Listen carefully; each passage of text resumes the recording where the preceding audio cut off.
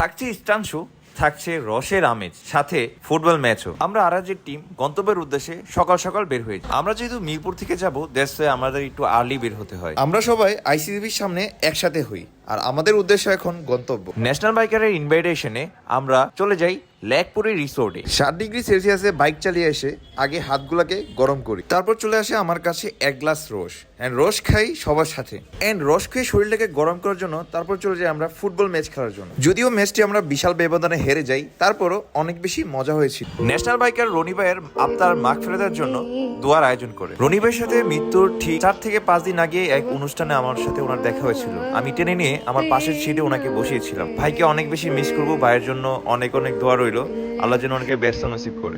দোয়া শেষে খাওয়া দাওয়া শেষ করে আমরা স্টান শুটি শুরু করি।